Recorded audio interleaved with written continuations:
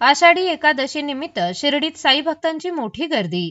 साई प्रसादालयात साबुदाणा खिचडीच्या महाप्रसादाचे वाटप।